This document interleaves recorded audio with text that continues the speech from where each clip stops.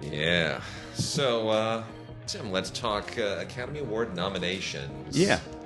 The 91st Academy Awards. We are 9 years away from the 100th Academy Awards. Which seems like is going to be a hostless Academy Award. It will be. It will so be. that's going to be interesting. The nominations, though, I have two complaints. We'll talk about those later. Yeah. Let's talk about the things that I'm perfectly happy about. Happy about Black Panther and Black Klansman and Spike. Yeah. Happy about Spike's first ever directing nomination. And he got a screenplay nomination as well.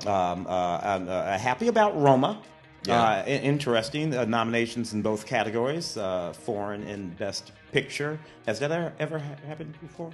Yeah. So, film. It is the fifth film to be nominated in both best foreign language category and the best picture category, and all four previous films did not win best picture, but they did win best foreign language film, and it is the 10th. Let me think of what the other statistic is. It's the 10th foreign film to be nominated for Best Picture. Mm-hmm. So 10 foreign films have been nominated for Best Picture. 5 of them also nominated the same year in Best Foreign. None of them have won Best Picture. So no foreign language film has ever won Best Picture. The only foreign-made film outside of British films that has won Best Picture is The Artist. Yeah. But they're all, like the other, like Hamlet, I think was the first non-American film to win Best Picture. And then obviously there's Chariots of Fire and Gandhi. And, a lot of other, a fair number of British films have won, Man for All Seasons, right? A fair number of British films have won Best Picture. But yeah, it's an uphill climb for Roma. It's the most nominated foreign language film since Crouching Tiger, Hidden Dragon, which got 10 nominations as well. The concern is that the Academy voters have been nominated for both Best Foreign and Best Picture will simply default to Best Foreign, and which means that it definitely will not win Best Picture, which of course is unfair to all of the other films in the Best Foreign category because you might not necessarily be being fair to the movie, to Roma. When you do that, we do a thing in LAFCA, which I think is very fair, which is every year there's a discussion before we vote, which is, hey, do we have any documentaries, animated films, or foreign language films that could be legitimate contenders for Best Picture? Straight up. And then we gave to Roma. Which we gave to Roma, right? So and because Roma won Best Picture, we voted the other award afterwards. We wanted to give those films a chance to win Best Picture, at which point we then will vote the other awards. So we don't wait till the end to do Best Picture. And I think that's fair, because we don't want a film to take both. If it wins Best Picture, okay, now another foreign language film. This year we gave it to Burning. Burning got Best Foreign Language Film. Roma got Best Picture. And I kind of wish the Academy would make some arrangement in the same way. And I don't know how they could, because their voting isn't the same as ours. But it would be nice if there were a way of saying, animated documentary, foreign language films that have a real chance of getting, once they're nominated, we will, maybe what you do is that, you tabulate the votes, and if those films get nominated for Best Picture, then you remove it from the other category, and whatever came in sixth moves up. Yeah. Right? Yeah. Maybe you do something like that. I don't know. It's a difficult sort of thing. I like the notion of sort of denationalizing these categories. A Best Picture ought to be a Best Picture. Should make any difference what language is being spoken. True. One of the things that has hurt foreign language cinema in America, in North America anyway, over the last 25 or 30 years, I think has been that sort of categorizing of things like that. True. And we simply stopped talking about movies as movies. The way we used to even in the 90s. That's what's nice about film festivals, is that you have these juries. When you go to Cannes or to Venice or whatever, or Berlin, you have these juries that are comprised of people from all over the globe. Mm-hmm. It'll be an American director and a German film critic and a Japanese producer and a Senegalese actress, right? And you suddenly have this really eclectic mix of people. Mm-hmm. And the fun part there is that nobody says, "Ooh, I wonder what the best film will be." The fun part is you look at that group of people and you go, what an amazing, I wonder what they'll agree on. Right? And it might very well be anything. You never know. From a Lars von Trier film to a Quentin Tarantino film, depending on what year it is. So in language and whatnot, it just simply doesn't matter. Black Klansman did well. I think the last 2 years, this whole new Academy class that has come in, it's much more international.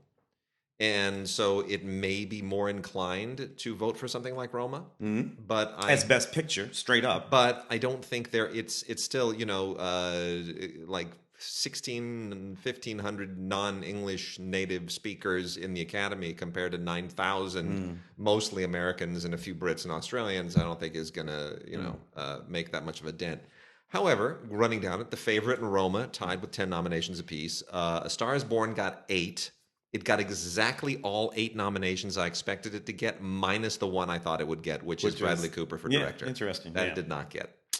Vice also got 8, which surprises me. That's about 5 too many. Yeah. Black Panther with 7. Yeah, solid. Although Ryan Coogler not nominated. That makes him. Or Michael B. Jordan. And Michael B. Jordan. That's one of my big issues. We'll talk about it when we get there. Black Klansman nominated in every category I expected it to get, except for Best Actor. Yeah. Well, that was a bit of a surprise to me. Bohemian Rhapsody got 5. That's about 1 more than it deserves. Yeah, maybe think 2. 4 more than it deserves. 4 more. Rami Malek was fine. Everything else we don't really. And as a pause here, The Atlantic, we should mention The Atlantic just ran with a 2-year researched blockbuster piece on Bryan Singer that is definitely in Harvey Weinstein territory, and it is heavily surpasses it. Yeah. It's heavily sourced and researched and legally vetted, and man, is it a rough read. It's a rough read. The question is, will that, because they already no one even mentioned him at the Golden Globes, even though the film won. He had to mention himself. Yeah. So will that hurt Rami Malek? No, it will not accrue to him. It will accrue to all those other categories. Though. Yeah, I agree. Rami is liked in and of himself, and he gave a great performance. And I think that but those other categories, it's going to hurt it there. And then we also with 5 nominations is Green Book. And that's actually 5 too many. Yeah, and right below that is a bunch of stuff that has no chance of taking anything at all, except for Beale Street, which has 3, which could get score and probably should get score. I do not understand 10 slots.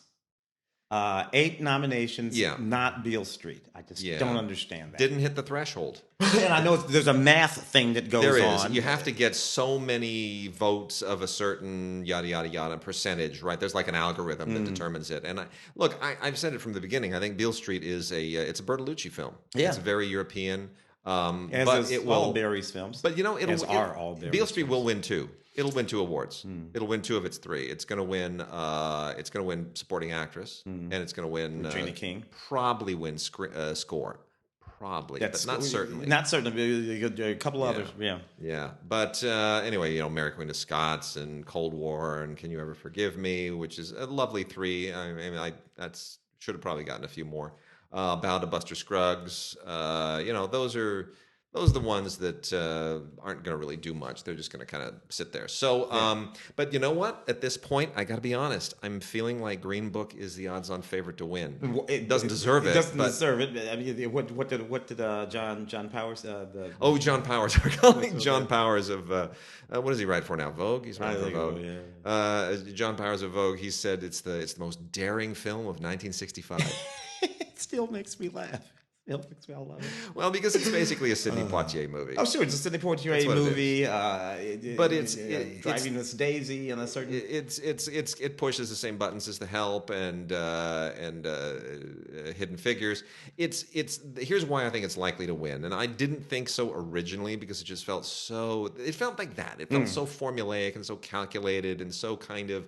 Arduously politically correct. Particularly when juxtaposed to a movie like Black Panther and Black Klansman exactly. At the exact same moment in history. Although Driving Miss Daisy was juxtaposed to Do the Right Thing at that exact same moment in history. And the thing is, I thought this is just like white liberal guilt, bending over backwards in a cheery buddy movie, and it ends like Planes, Trains, and Automobiles. You literally turn Don Shirley and Mahershala Ali into John Candy at the end of that movie. Steve, you do, and I'm sorry. This is a spoiler. Turn it off for about 10 seconds. But it's like, here he is. He's all alone. Won't you come and have dinner with us? Oh, thank you. Now and I then got there are a a couple of family. actually objectionable moments in the movie. When he takes him down there and introduces him to the black music. Yeah. Look, this is the music of your people. Yeah. Oh my God. So, but you know what?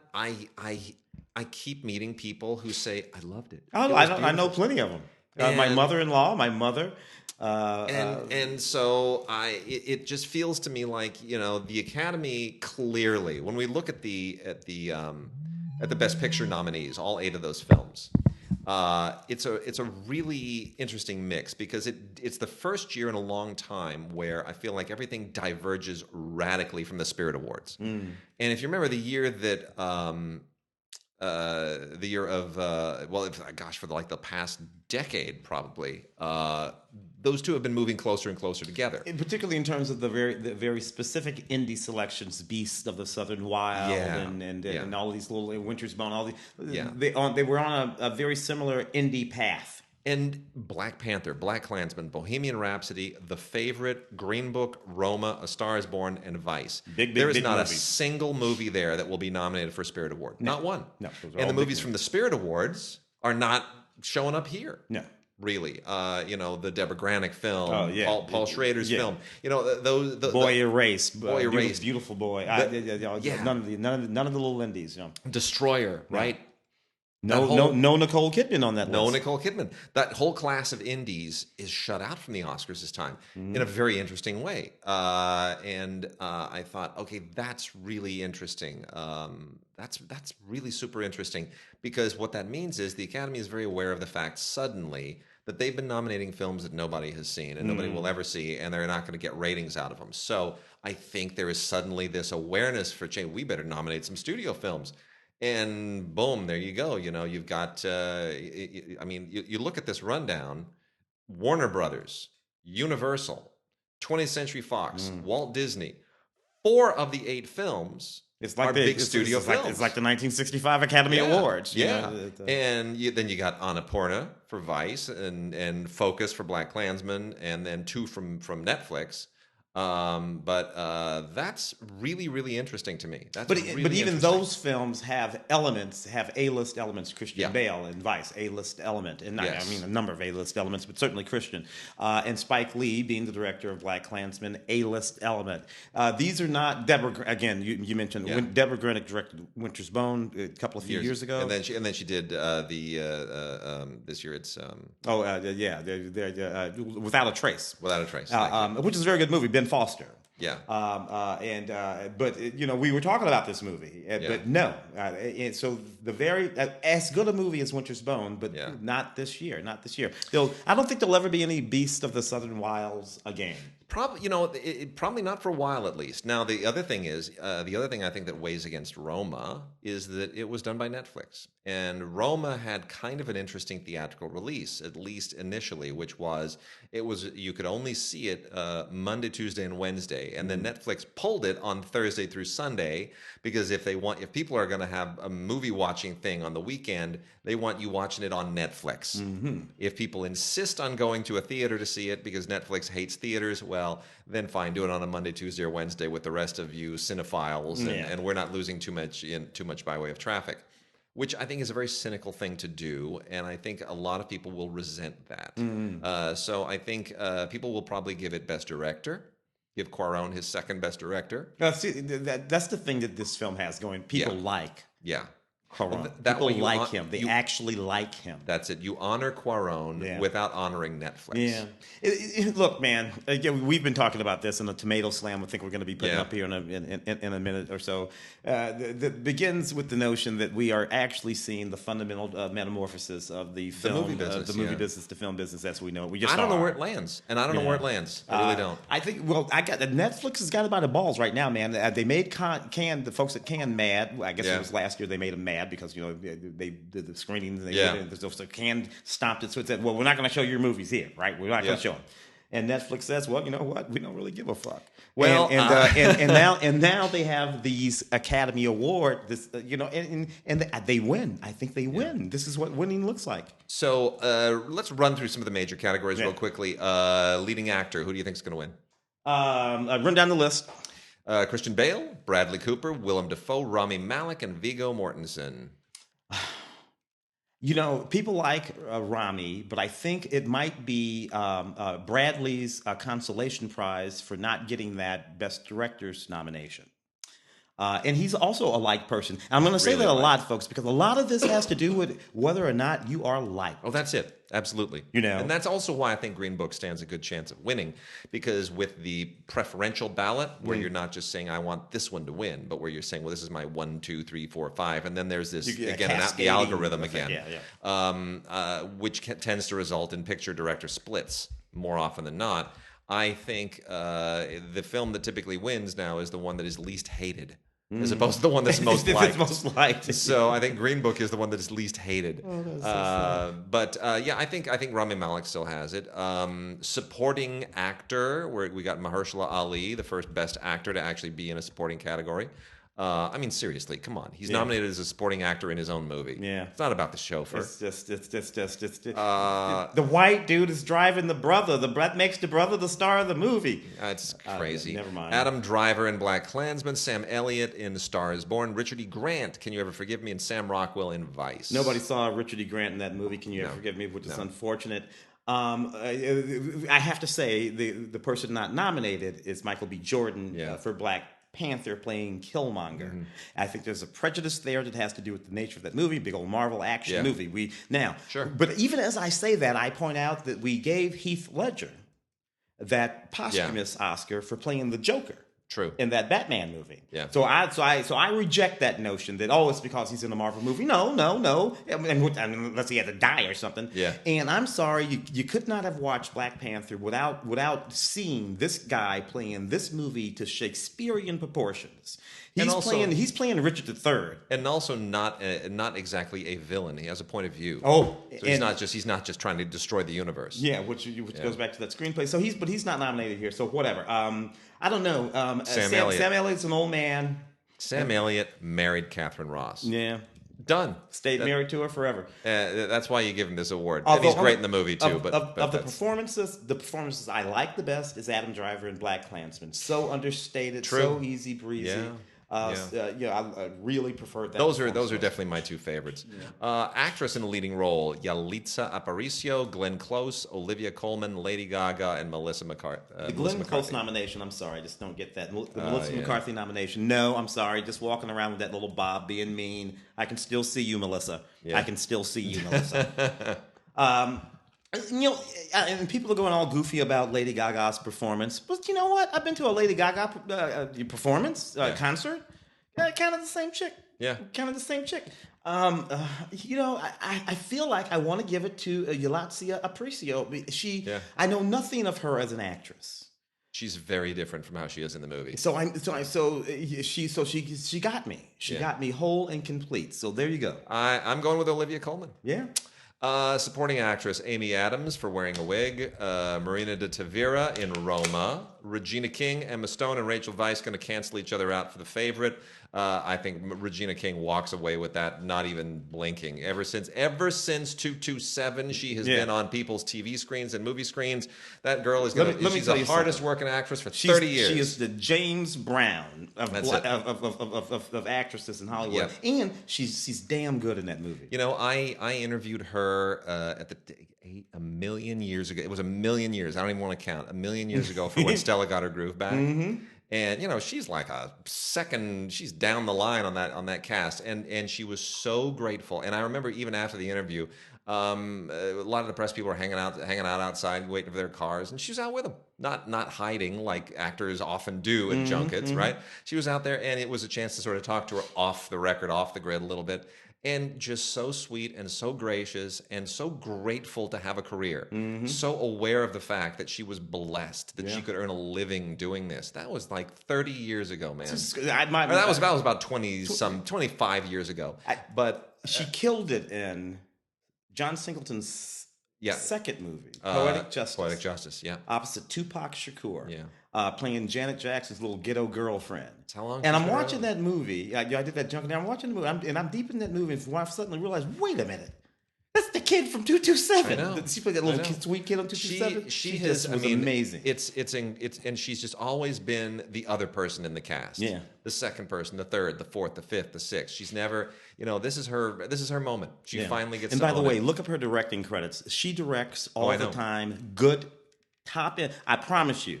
If you're watching high-end television, streaming or otherwise, you've been watching Regina King direct. She's really figured it out, and I couldn't be happier. And I think she's going to win that one, too. Where else? A few others. Let's see. Directing, Spike Lee, Pavel Pawlikowski for Cold War, Yorgos for The Favorite, that lunatic who made me finally like one of his movies, Cuarón and Adam McKay. Dude, Cuarón's going to walk away with that. Unless they are terrified of what Spike will say if they don't give it to him. The Spike intimidation factor could carry the way, but I think Cuarón will end it because what can Spike say about Cuarón? Well, They're friends. What's funny to me is Ryan Coogler again not nominated, and had he been nominated, then I would have voted for Ryan over Spike. I would have. That's also not nominated, Barry Jenkins for Beale Street. But he already won a Best Picture. He already won a Best Picture. But had he been nominated, I would have also voted for him. So there are at least 2 black and 1 Mexican directors that I would have voted for, because I actually would vote for Cuarón. I would give it to him. He did the best directing job. Putting that film together and making it as poetic as it actually is, as beautiful as it actually is, and still having for me. Tell that story. I'm not a huge Roma fan, but I respect what he did in it. Not a huge Yorgos fan, but he made me love that movie.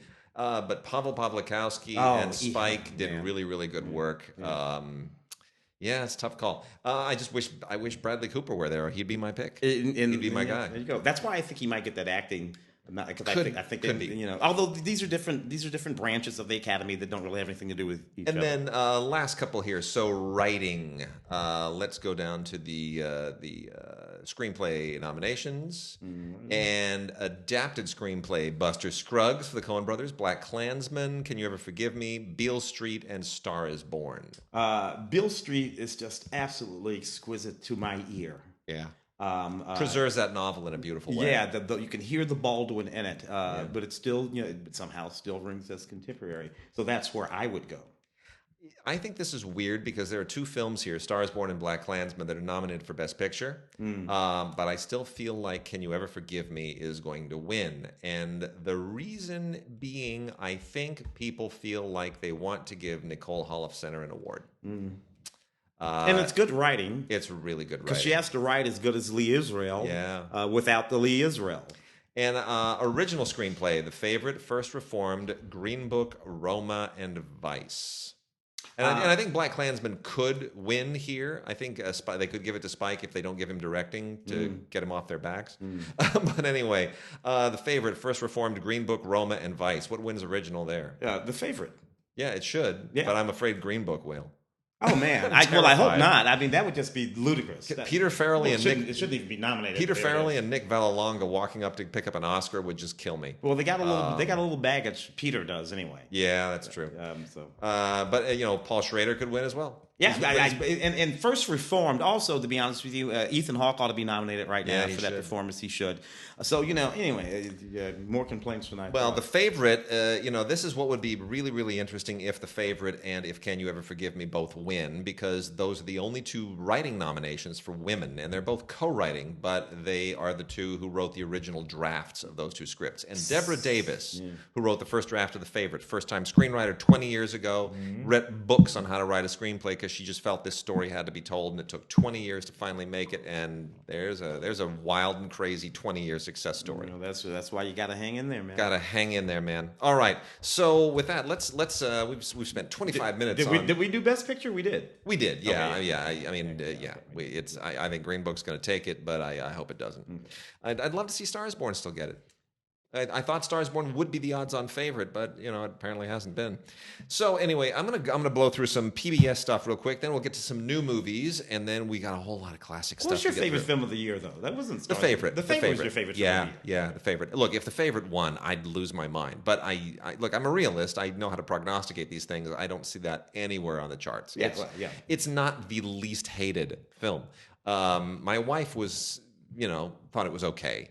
I loved it. I love it too. But I love the writing. It's very divisive. And films that are divisive don't get enough number 2 and number 3 votes. They'll get a lot of 1s and a lot of 8s. And there we go with the math again. Right. That process. Yeah. Okay. All right. So PBS. Let me just burn through this cool bunch of PBS stuff. We got one PBS Blu-ray from the Nature series and BBC Earth Super Cats. No reason really to call this Super Cats. All cats are super. Yeah. But this is really fun. This is 3 episodes on cats, and I'm a cat person, not necessarily a dog person, but I'm married to a dog person. So you get to watch about 2 hours and 40 minutes here of just a lot of cats, and I love cats. Wild cats, house cats, big cats, small cats. They're all kitties. They're all kitties, and they're all cute, and they're all adorable, and they do what they want. Lynxes and jaguars and snow leopards and house cats and tabbies and everything else. It's really great, and it's great on Blu-ray. And they go to 600. They go over the course of 600 days. They visit 14 different countries and look at 31 different species of cats, and it is really, really beautifully shot, and it's a lot of fun. We have also got from PBS Breaking Big. This is an interesting thing. This is about people who are quote-unquote influencers. And if you don't know what influencers are, these are... Well, typically influencers are people like who have so many blue check... Well, they have a blue check on Twitter, so they start taking pictures of all the soft drinks that they drink, and they get a check. They get a check for all the millions of people. I do not understand how you don't have a blue check. I don't either. I haven't pursued it. But this is about people who are more than just blue check influencers. This is about people who actually have... who have risen to a significant level of success in the society, and how they were able to break in and rise and so forth. And you could pick any. I mean, you could shovel this with 150,000 different people, and it would still be really interesting. You almost want them to make a series out of this, but the ones they've chosen are very, very interesting. Trevor Noah, for example. Gretchen Carlson, former news anchor on Fox News and a former beauty queen. Lee Daniels, Academy Award-winning writer-director and TV producer. Kirsten Gillibrand, who just announced, her presidential run, senator from New York. Michael Strahan, football player turned TV personality, right? Yep. So I mean, it's a really wide array of people, but they all have a really interesting story. Mm-hmm. They all have a story about what they did to get where they are and how they broke through certain barriers, and it's really, really interesting. So it's called Breaking Big. Again, you could make this about any group of people, and it would be just as interesting. And it's hosted by Carlos Watson, who's himself a distinguished journalist. It sounds like a repeatable series to me. It should be. You should have one. You should have like 3 or 4 of those every year. Yeah. It should be like an American experience kind of a thing. Secrets of Britain's Great Cathedrals. I don't know if there are secrets. It's not like, here we are at, and we've just discovered that there's an ancient scroll that reveals the secret to time travel. We've just found it in the basement. There are no secrets. It's just sort of statistics and honoring them and looking at them. And they go to 20 different cathedrals and abbeys, and it is beautifully shot. I wish it were on Blu-ray, but it's not. It's on DVD, but they shot it in 4K, so it's very nice looking. But if you like cathedrals, you'll love it. If you hate them, you'll have absolutely no attraction to it. Poetry in America, Season 1. Wonderful. I'm glad they're doing this. American poetry is such a distinguished and vast and fascinating field because it's sort of our history through poetry. You go to other countries, France, Germany, England, and poetry doesn't really sort of define the history. There's a style, there's a national style of poetry, but our poetry changes every 10, 15 years. Yeah. And it's really, really interesting. The episodes here focus very specifically on individual poems. Everything from I Cannot Dance Upon My Toes by Emily Dickinson to The New Colossus by Emma Lazarus, which is on the Statue of Liberty, to Harlem by Langston Hughes, to Him and Hum Bomb by Allen Ginsberg, which is like pulling teeth with me. I'm more of a Howl kind of guy. Yeah. You don't care for those. Skyscraper by Carl Sandburg, Musée de Beaux-Arts by W.H. Auden, amazing poet. New York State of Mind by Naz. It's just it's everything from the last 200 years. It's really, really interesting. Then we've got The Circus, Big Tent, Big Dreams. This is an American Experience documentary. It is formidable. It is 4 hours, and it gives you the complete history of the circus. And it is so much more interesting than you would think. The socio-political role of the circus, especially here in the 19th century version of it in the United States, is so extraordinary. It's really just, it's dazzling, and how it sort of plugs into the culture and how it evolves with the culture. This is 4 riveting hours that you are just not going to believe. It goes into personalities you've never heard of, not just P.T. Barnum and Ring Brothers and Bailey, the ones whose names we're familiar with. There are people you never heard of, you had no idea, who are central to the circus becoming a thing. Milestones of a Spiritual Life, Sacred. This is really quite interesting. This is primarily a production of WNET in New York, and as you know, a lot of different networks in the PBS under the PBS umbrella tend to do their own productions. And this takes a look at what is sacred in the world in different cultures and different places, and tries to sort of get inside why there is so much. If everybody wants peace and wants holiness, why is everybody always fighting over it? Why is there so much sectarian bloodshed? And it's directed by Academy Award winning documentarian Thomas Lennon, and it's very, very, very good. It's only 90 minutes long, could probably be longer, but it's very impressively made, and it doesn't really give you any conclusions. It doesn't sort of say this is what we can do. Yay, we've solved the world's problems, but it's provocative. Frontline, always impressive, did the Facebook dilemma, and this will continue to be timely because Facebook's dilemma is far from over. As we all know, Facebook continues to face all kinds of problems in terms of, are they infiltrated? Are they allowing themselves to be used as some kind of manipulation by foreign powers? Do they censor speech? Do they favor some over others? Or do they improperly take your privacy and target you and sell it? If you're going to do that, you owe me a check. Yeah. Let me just tell you, you owe me a check. All these questions, and we all use the damn thing, but it is definitely in a crisis place, and it's in a lot of people's crosshairs, especially politicians. So they did a really great job at Frontline of just kind of exploring all of that. And again, that is a far from over situation. No passport required with Marcus Samuelsson, exploring America through the culture of food. That is a dangerous thing to do. Because there is so much bad food in America. There's a lot of wonderful food. Most of American food has some kind of cultural roots from somewhere else. Europe and South America and the Caribbean and Polynesia, and everybody kind of brought their cuisines here, and it all gets mixed up, and that's how you wind up with pineapple on pizza and gumbo and I don't know. Halal spaghetti and herring in your calzone and who knows what. Korean Tex-Mex. Yeah, it's all terrifying. But some of it's really, really good. So this is interesting. Marcus Samuelsson does a wonderful job taking you on your journey through all the different cuisines, and most of it is in New York, where every 3 blocks you've got a different ethnic neighborhood and a different ethnic cuisine, and it's amazing. And you know what? All the best Turkish restaurants are in New York, and I'm really depressed because I love Turkish food. Whenever I go to Manhattan, that's the first thing I do is I run to a Turkish restaurant because it's so good.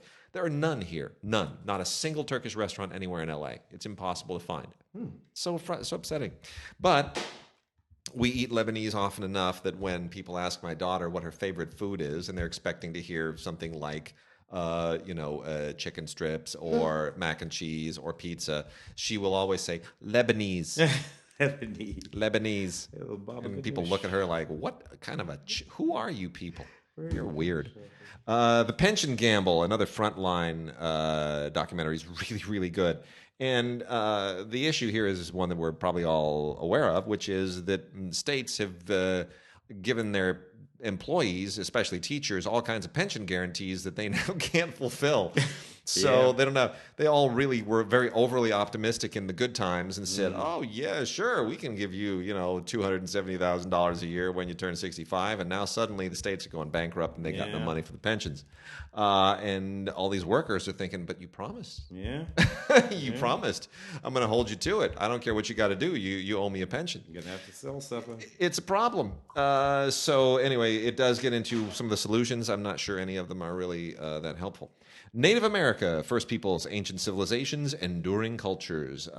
This is nice. I've seen. It's not brilliant. It's 4 episodes that specifically get into fact and fiction and myth and reality about Native American tribes and history, and it's warts and all, and there's a lot of stuff here that's pretty ugly, and a lot of stuff that's a little bit embellished and whatnot. I think there are better documentaries on the subject of the Native American experience and history, but this is not bad. Ancient Invisible Cities, Athens, Cairo, and Istanbul, collaboration with the fabulous BBC. And I just love archaeology and architecture, and this is right down the middle of that. This is a journey with archaeologist Darius Arya, and he just goes to these 3 amazing cities and takes you on a tour of extremely new technology 3D scans so that you can see what the cities used to be, sort of recreates the past in a really, really fascinating way. And it's great. The 3D imaging here is it's terrific. It's really, really fascinating. So this is high-tech and old world meeting in a really cool way.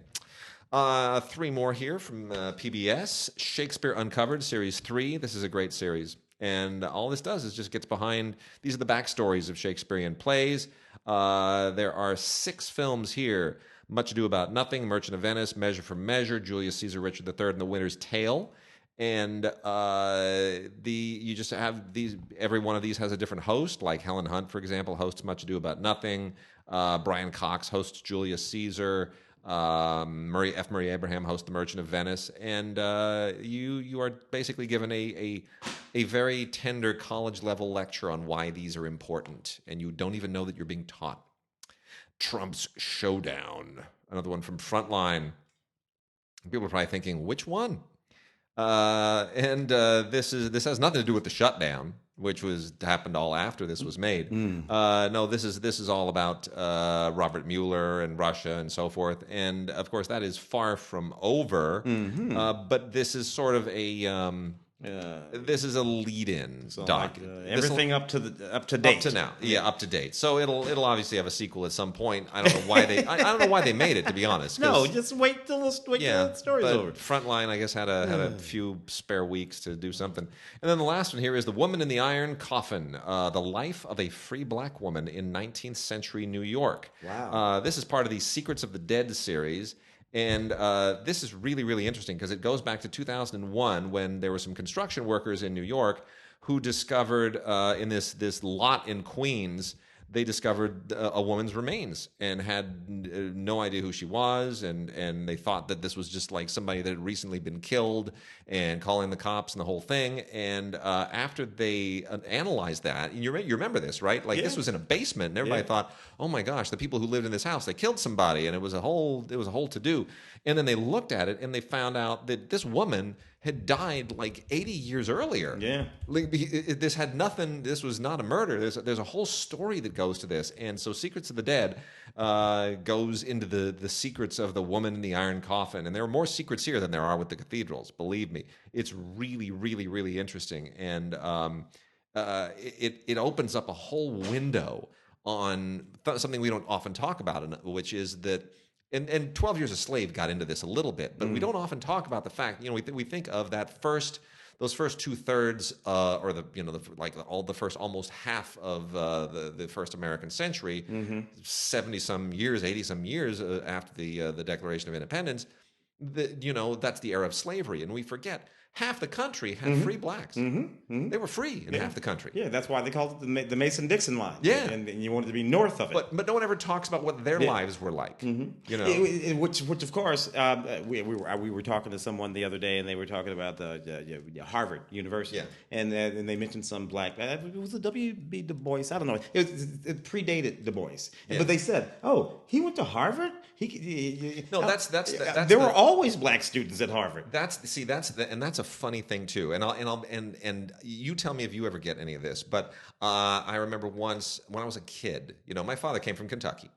And I remember my father talking to, were we at a hardware store or something? Anyway, my father grew up basically in Reconstruction, the late Reconstruction South. Knew a lot of freed slaves. And we were talking to a black guy at like a hardware store. This is maybe early 1970s.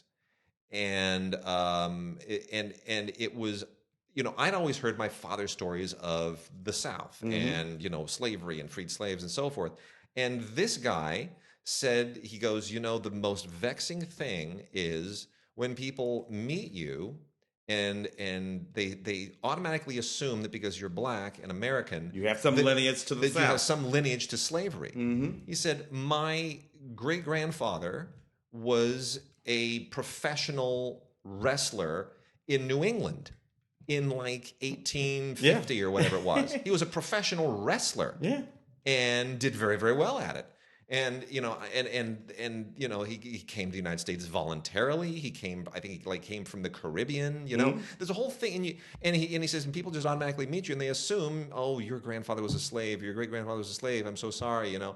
And it's like, no, stop it. Some of us are descended from free people. One of the first theaters established in the United States of America, actual theaters meant for the 1817. Yeah, black dude.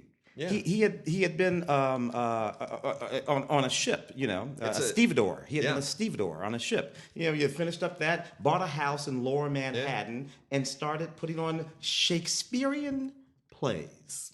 It's fascinating. So, you know, these things we think. That's what's great about this. Is that it gets into a lot of that. The Woman in the Iron Coffin installment of Secrets of the Dead from PBS, really fascinating. Yeah. Well, somebody made new movies. And I got a few new movies. I got Slice in my hand, Chance the Rapper, and Zazie Beetz in this perfectly goofy, terrible movie, right?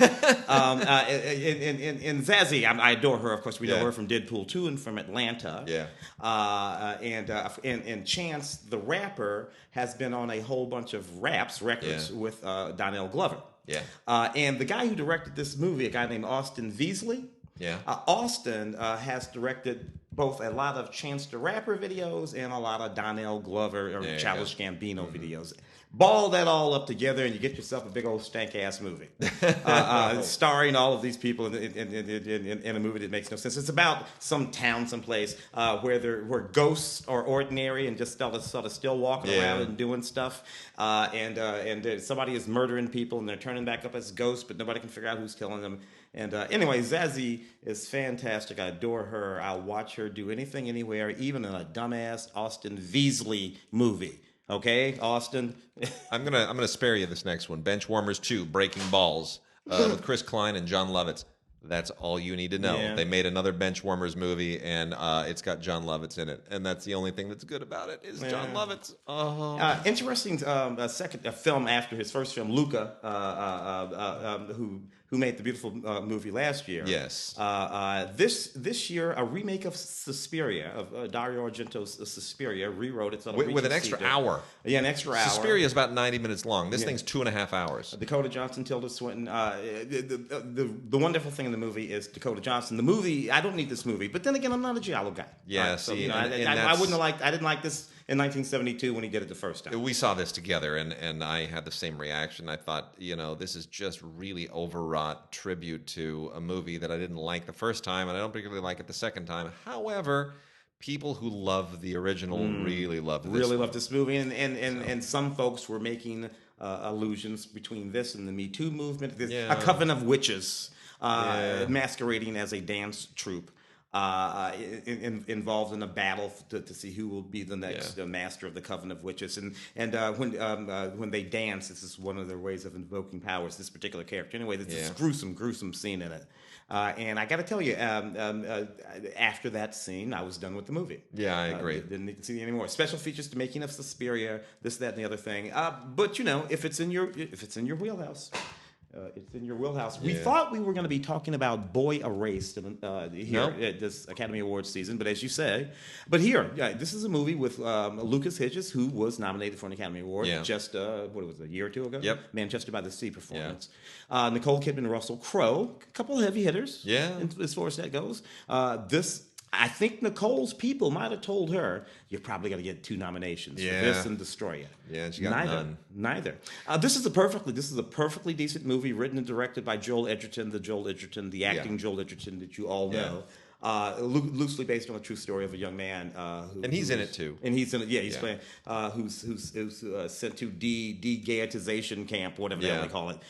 Russell Crowe, his pastor father. All of that loosely based on a true story. Fairly decent movie, but it didn't penetrate the zeitgeist. It wears its emotions and its intentions a little too bravely on its sleeve, which again, I normally think that is a liability, but then again, so does Green Book. Yeah, but a bunch of nominations. So, but what are you going to do? Yeah. Blood Brothers. This is a fairly decent little action movie. Most interesting thing in it is a hip hop cat named Fetty Wap is in the cast. So if you listen to a lot of Fetty Wap hip hop, you're going to kind of dig this. Other than that, it's just a little hood gangster movie of no particular import. I'll throw out Goosebumps 2. I'm not a huge fan of the whole Goosebumps phenomenon, but a lot of kids are. This thing just came and went. You get this also on Movies Anywhere. There's a little Movies Anywhere code on here, which is... I kind of like that first one. I'll just go ahead and admit that I did. You know what? I mean, it's fine for kids. Kids will enjoy this. It's got the effects and the monsters and the scares, but it's not too scary. They based that one all around Halloween. And the thing that was irritating about it is that none of the actual creatures from Goosebumps, the Goosebumps series, show up in that movie. No, none. And then Jack Black shows up in the last 3 minutes, casts some kind of a stupid spell, the movie's over. Yeah, it's kind of silly, but there are some laughs in here. There are a few things that are fun. Ken Jeong shows up in here, and he's always good for a yuck or two. So there it is, Dr. Ken Jeong.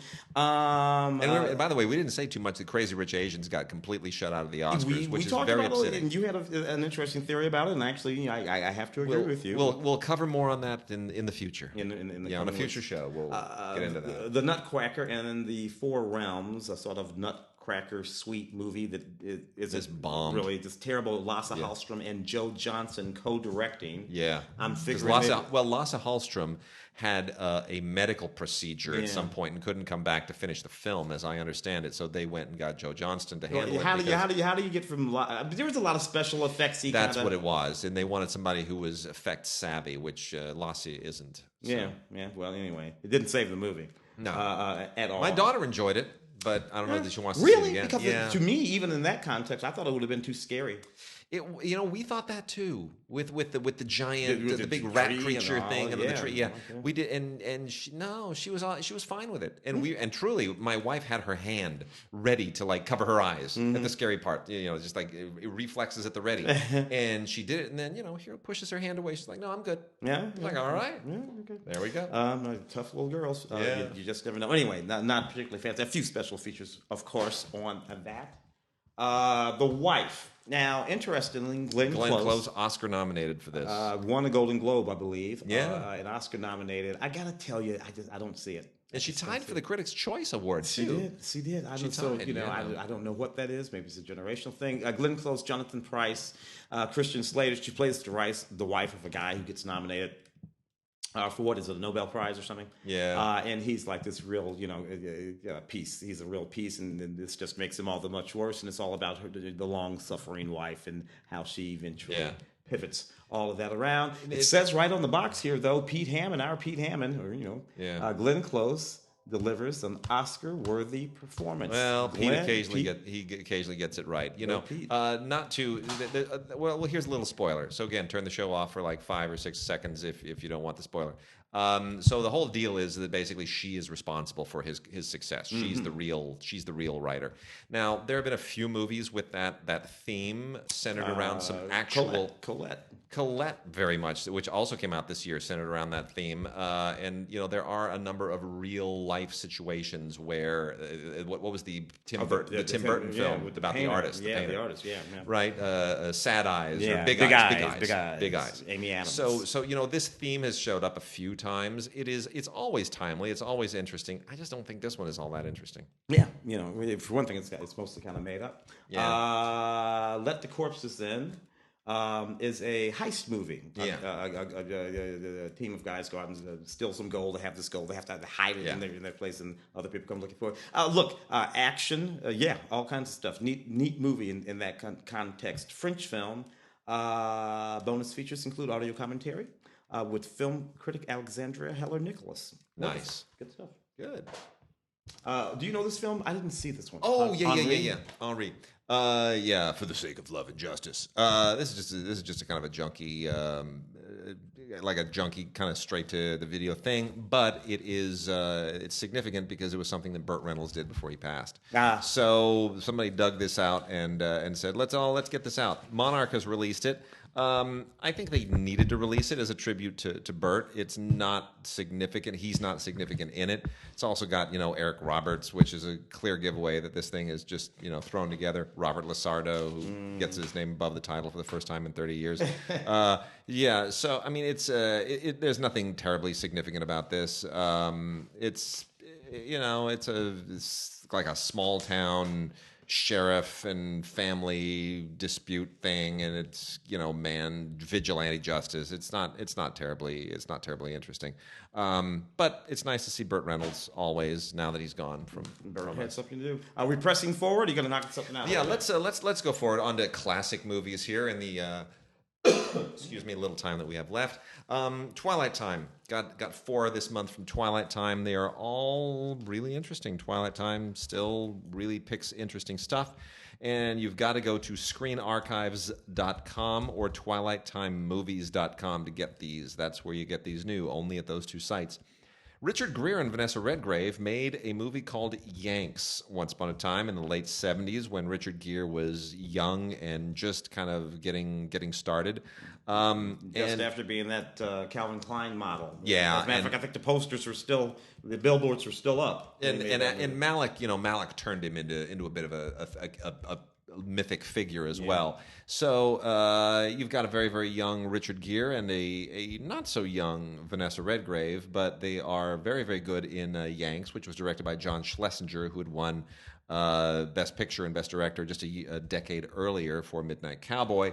And this all takes place in the north of England during World War II. And it's effectively a pre-D-Day sociological study of what happens when American troops arrive in England on the eve of D-Day and how what transpires. And obviously some of these guys aren't going to come back. And is there a future? And there's some romance and whatnot. So it's got a lot of really interesting stuff that endures. A wonderful, wonderful score by Richard Rodney Bennett, which you can listen to as an isolated track on this. Also an audio commentary with actor Chick Venera and film historians Julie Kergo and Nick Redman, who is one of the principals in Twilight Time. But I do think in some ways the film is a little tiny bit dated. William Devane is in this as well. He's very, very, very good. It's still good, but it's not as good as it was at the time. Untamed from 1955, pretty decent Western. Richard Egan, good solid guy. Susan Hayward, Tyrone Power, Agnes Moorehead. It's a good cast. Yeah. It's an aging Tyrone Power, I should point out at this point. He doesn't quite have what he used to have, and Susan Hayward is wonderful. She never ages. Directed by Henry King, good workman-like movie all around. The only thing that makes this significant is it's a Western set in South Africa. So in every other way, it's a classic American Western, but because it takes place in South Africa and instead of Indians, you got Zulu warriors, it's supposed to be a little bit unique. But the bottom line is, it's still a Western. Yeah. Still basically that movie. The Return of Frank James is not bad, actually. A lot of Jesse James movies made, including one starring Tyrone Power. But this one stars Henry Fonda, and it's focusing on Frank James, and it takes a slightly different angle on the Jesse James and younger gang. And John Carradine is in this, has a really, really nice turn. Gene Tierney is fetching as can be. And the thing that is most interesting about this is that it was directed by Fritz Lang, who was pulled over by Daryl Zanuck at one point in the 1940s. And this is 1940. And it's the first Western that Fritz Lang ever made, and it's also the first film he ever did in color, and it's quite a number. So it's worth checking out. It's a really, really interesting movie. And then the last one here from Twilight Time is Beat the Devil, which has been one of those public domain things forever. Crappy versions of this have shown up on all kinds of really bad DVDs for 20 years. This is a John Huston film from 1953. This looks gorgeous. This is the only version to get. It's on Blu-ray. It is beautiful. They've done a real number with this. There's an audio commentary with Lem Dobbs, Julie Kyrgo, and Nick Redman. Lem Dobbs. Love Lem Dobbs. Love Lem. Great screenwriter. And then the original trailer and a thing, Alexander Cockburn, Beat the Devil. This is a good movie. And it's even better when you see it presented the way that it's supposed to be presented. Jennifer Jones, Jean Lollobrigida, Humphrey Bogart, Peter Lorre. I mean, come on, it's absolutely brilliant, and it is effectively one of the earliest kind of caper comedies. One of the early. I don't want to call it a spoof, but it kind of does sort of spoof the World War II spy genre. So it's not spoof. It's too early to spoof James Bond because we don't have James Bond movies yet. But World War II spy movies were a real big thing in the 40s, and this sort of. In 1953, we're able to breathe a little bit and just say, okay, let's kind of take the air out of this thing. All the U-boats and Nazis and everything else. So it's a lot of fun. And Gina Lollobrigida never aged. She was amazing. Oh, Gina Lola. Whoa. Want to do some of these? Let's do some shout stuff. Some shout stuff. Screamers. I have to tell you, I rather enjoyed Screamers from 1995. This would have been after Peter Weller had been RoboCop already. Yeah. And it was and after his Buckaroo Banzai period too. If you come to think of it, this is directed by Christian Duguay, who also directed The Art of War, starring Wesley Snipes. If I'm not mistaken. No kidding. This is just one of those movies that was late on the heels of the big sort of space opera type movies, space. Science fiction type movies. 2078. These two organizations are at war. One company has created these man-made things called screamers. They're under the sand. Oh yeah, I remember this movie. They come swimming. The thing about a screamer, it comes screaming at you, it whacks you all up to pieces, then it cleans up its own mess. That's the idea of what the screamer does. This came after Tremors, didn't it? After Tremors. Yeah. With the big worm and all that stuff. Yeah. So, anyway, interview with the director and a couple other people. This was a fun movie. Peter Weller made a few of those before he started doing all kinds of serious stuff. Screamers. Right there. Plague of the Zombies, 1966, which is just a straight-ahead zombie movie. A little village in Cornwall. People seem to be falling ill all over the place, and then they start coming back, and the professor figures out there must be some voodoo involved. Set in the late 1860s, perfectly decent. Little sort of British zombie movie. All kinds of special features on it, which is a lot of fun. Audio commentaries with the filmmakers and film historian Steve Harberman and whatnot. Neat stuff there. Plague of the Zombies. When Harry Met Sally. Fine. You know what? This is 30th anniversary edition. This came out in a really crappy straight to Blu-ray edition, like I don't know, 2-3 years ago. And I remember I tried to get it for us at the time, and they just said, "Why?" Because it's a classic. Yeah. Hasn't everybody seen it? I just hate it when the studios have no value for their own libraries. And thus Shout. Shout is a Shout Select title. Yeah. And they figured out what to do. A new interview with Rob Reiner and Billy Crystal. 4K scan of the original Camera Connected. Audio commentary with Rob and Nora Ephron. We lost Nora not too long ago, if I'm not mistaken, and Billy Crystal. We still have Nancy Myers. Yeah. Who's she's kind of like Nora. Yeah. It's kind of vintage featurettes, deleted scenes. Look, this is a classic film. it sort of got made and came out and became a classic within our lifetimes. Yeah. And it's a wonderful movie. Billy Crystal and Meg Ryan meet in college at the end of college and drive across country and go on this long relationship before they finally realize that they're meant for each other. I actually once did the cherry pit thing in someone's car. They didn't get it. You know, you just spit it against the window. I'll roll down the window. Didn't get it. They thought I was an idiot. I was like, "Don't you know I just like spit a thing on your window to make a joke, and you didn't appreciate it because you haven't seen the movie. What's wrong with you?" Pathetic people. It's ridiculous. Anyway, wonderful movie. I can watch this movie forever. One of me and my wife's favorite movies. 30th anniversary edition, When Harry Met Sally. I remember doing the junket for the original Urban Legends film. Gosh. Here's the collector's edition 2-disc set. I think, because I'm not mistaken, I think this film might have preceded or it might have been after the Scream films. So, you know, one of the early films that were all kind of meta about what was going on in the horror film. Today we have the Happy Death Day to You films, right? Which are just another leg of the same sort of genre. Anyway, are the Urban Legends coming true? A couple of years later, they knocked off Urban Legends Final Cut. Eva Mendes, a young and still kind of chubby Anthony Anderson in that movie. Lots of special effects here, making up featurettes, interviews with the actors. Look, if you're into the Urban Legend films, you might as well give them both, Urban Legends and Urban Legends Final Cut. The first one, by the way, 1998. Oh, my gosh. I also did the junket, believe it or not, for Sleepwalkers 1992. I did this junket for just about every Stephen King adaptation, which is kind of nutty. Sleepwalkers. That was a nutty movie. That was a nutty movie from a nutty book about these people who were like a part human, part cat. Or tigers, they would transform at night. It was so crazy. Mick Garris film. Yeah, he did a lot of those films. Oh, that's right. What happened to him?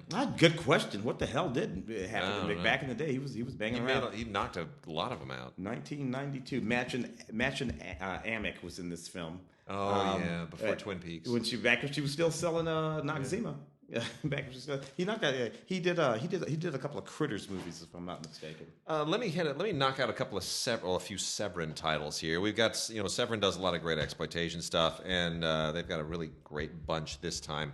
So All the Colors of the Dark is this weird kind of very disturbing quasi-Euroshock Giallo movie from 1972, directed by Sergio Martino. All the Colors of the Dark. It's basically, a haunted, terrorized woman movie with Edwidge Fenech, who previously starred in Strip Nude for Your Killer, which I haven't seen. I have no idea, but I'd assume that her performance is roughly the same. She just screams a lot, and that's kind of it. But anyway, the reason to see this is because it has a really great score. The score is creepier than the movie. The score is written by a composer named Bruno Nicolai, some Italian guy I never heard of. But they completely restored this thing. There's an audio commentary on it with Kat Ellinger, who wrote the Sergio Martino book, literally. Interviews galore with everybody, including Sergio Martino. And then there is also All the Colors of Giallo, which is not an actual standalone movie. This is effectively a compilation of trailers. There's a documentary there are 3 discs, 3 Blu-ray discs. The first one is a feature-length documentary by Federico Cadeo about Giallo, and then there are just hundreds of trailers, more than you can count, and they get kind of it gets a little bit tedious at a certain point, but it's still a lot of fun, and it's very, very funny. Anyway, that's most of that is on disc 2, and then the third disc is a CD with all this wild music on it. We've also got Mondo Freudo and Mondo Bizarro. Now, if you don't know anything about the Mondo films, you need to. The Mondo films are kind of like the exploitation version of the Cinerama movies. They are travel logs of the weirdest stuff that they can possibly find. And Lee Frost and Bob Cressy, who were one of these early exploitation teams, kind of like Sam Arkoff and Arkoff and Nicholson and a bunch of these others. They were all teams. The Lee Frost and Bob Cressy were one of the sort of the more careless and skeezy of these teams.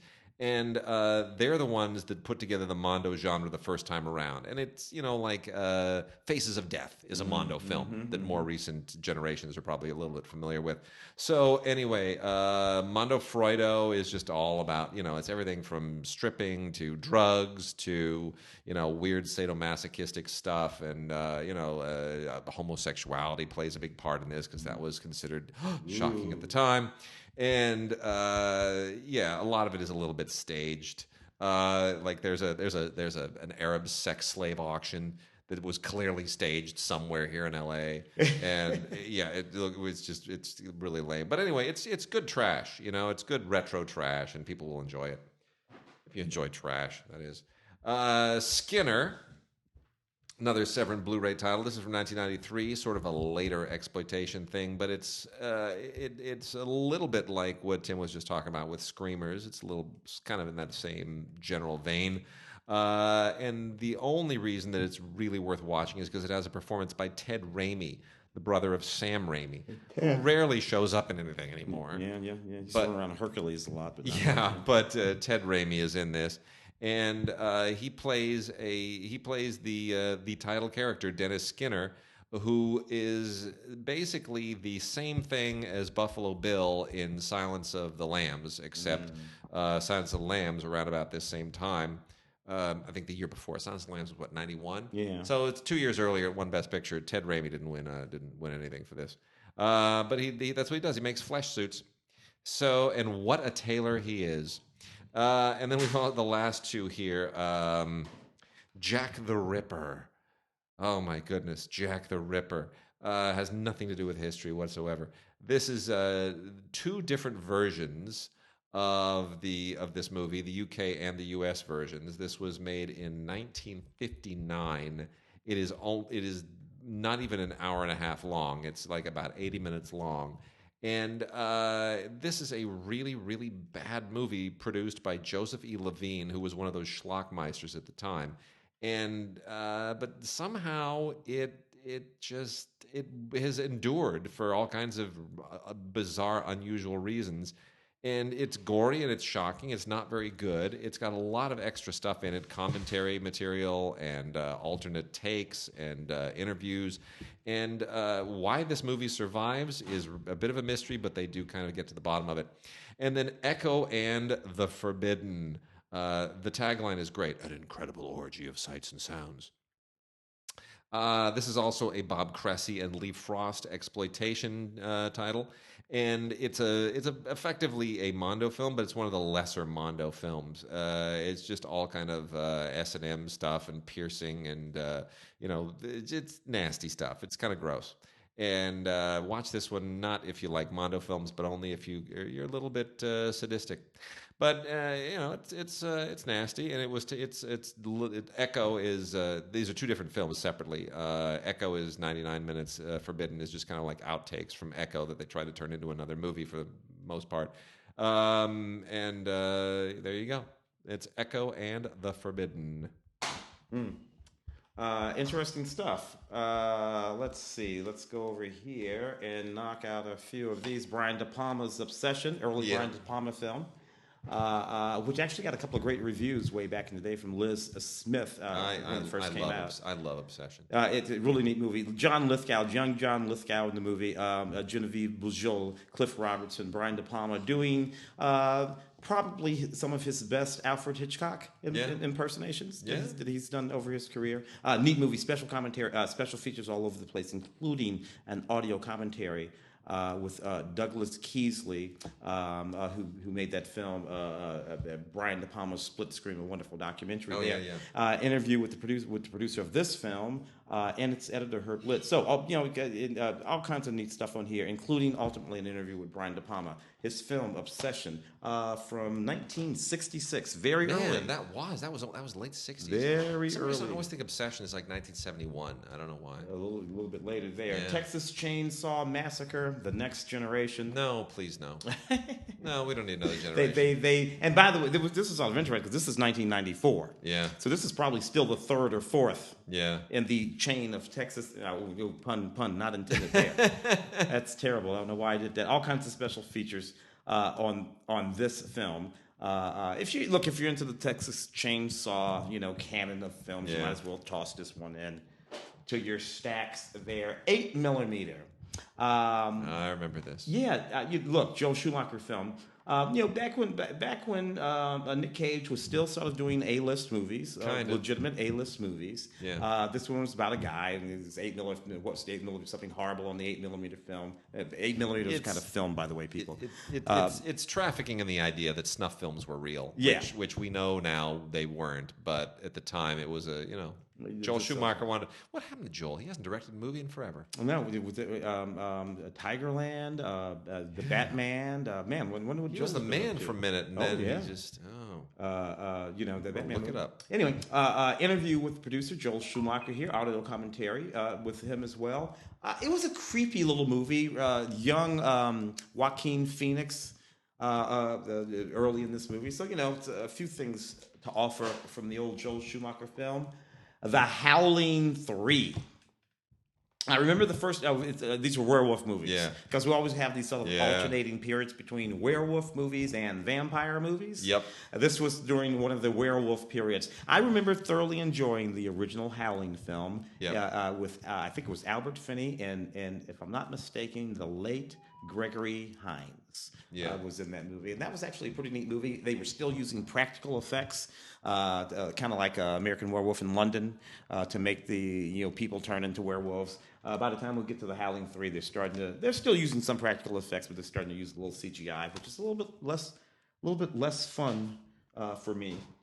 Joel Schumacher turns 80 in August. Oh, well, he was a set designer or dresser or something on Woody Allen films in the 60s. Well, or maybe the early 70s. He was part of the factory with Warhol. With the Warhol, in the mid 60s. So so is he retired though? Does he have anything there? Well, I'm looking here, I mean, he's just worked so much, but hold on. He has done nothing since he did Phantom of the Opera in 2004. Okay. And then he did the number 23 in 2007, Blood Creek 2009, 12 in 2010, Trespass in 2011. Trespass, I remember. Nothing since. Nothing. 2011. Yeah.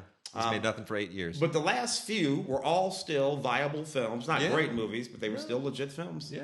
Phantom of the Opera was a big deal. Yeah. That was the Gerard Butler, right? Yeah. Tobe Hooper's film from 1995, The Mangler. Yeah. Horror mystery film. Pretty terrible. Just it's a Tobe Hooper film. That whole group of guys. Yeah. Interesting. We were talking about Buffalo Bill a second ago from the Jodie Foster film. Yeah. And how Ted Raimi played that character in that film. Ted Levine is in this film. Ted Levine is the actor who played Buffalo Bill in The Silence of the Lambs. So it's kind of funny that he's actually in this bad horror movie. This performance is probably what got him the part as Buffalo Bill a few years later in The Silence of the Lambs, 1995. Anyway, The Mangler there. Stallone and Cobra. Oh, dude, I remember. I saw this movie in theaters. This was just so he and Bridget Nielsen were an item at the time, so they could make a movie and look hot together on a movie. Yeah. And then unfortunately, that whole thing happened with the Red Sonja and her. But anyway, 1986. Look, this is the best thing about this movie. The tagline: "Crime is the disease. Meet the cure." Yeah, and you got Stallone standing there with that Uzi or whatever the hell is wearing those sage. That's pretty cool. Again, all kinds of special features all over this thing. New 2K scan, this, that, and the other thing. Crime is Rambo, knocking it out. Whatever. 10 to Midnight is a late life Charlie Bronson film from 1983. Lee J. Thompson directing. He's playing an LAPD detective. And he's looking for a guy who's been out there hacking and slashing ladies. So basically, he's just playing. He's doing a Clint Eastwood. He's playing a Dirty Harry. It's what he's doing. It's lots of special features again on this, including a 4K scan of the original cinema negative. Look, you can't really go wrong with a little bit of Charlie Bronson. This is a Yorm Goebbels film. Yes, Malcolm and Yorm Goebbels, they did what they did back in the day. Not the greatest work in the world, but Wilfred Brimley also walking around this movie.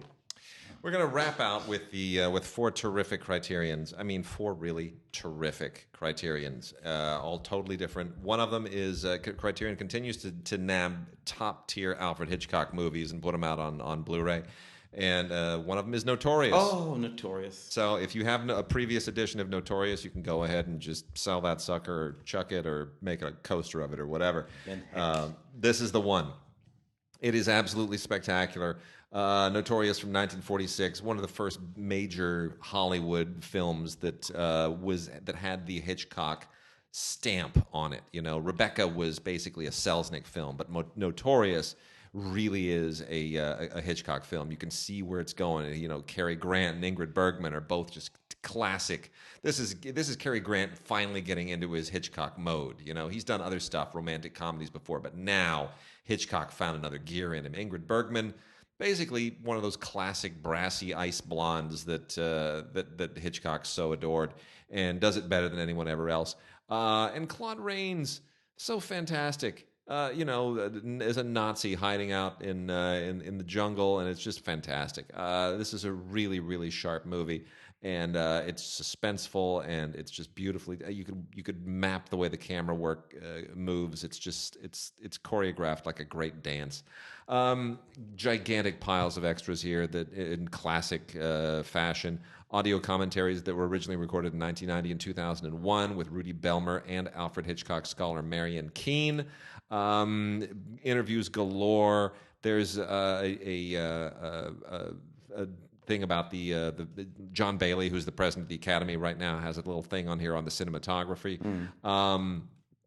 And a 2009 documentary that features Isabella Rossellini, the daughter of Ingrid Bergman, obviously, Peter Bogdanovich, Stephen Frears, Claude Chabrol, and a whole bunch of others talking about the film and its impact. There's some stuff on the storyboarding. I mean, it's amazing. This is really just look, get it. That's all I can say. In the Heat of the Night, the Best Picture winner of 1967, is an absolutely sterling film, still holds up. Really, really great. Norman Jewison did not win Best Director that year, but he did win Producer of Best Picture. And so he got his one and only Academy Award for In the Heat of the Night, which really kind of changed the American filmmaking landscape. It was the first film that really wrestled with racial issues right smack in the middle of the Civil Rights era, and it won Best Picture for it. Sidney Poitier and Rod Steiger just absolutely kill it. It was followed up by They Call Me Mr. Tibbs, which was not quite that great, but still a good film. And Haskell Wexler shot the hell out of this thing. I mean, it really did. It's just a fantastic movie. Again, loaded galore with extras. It's just, interviews and featurettes and documentaries.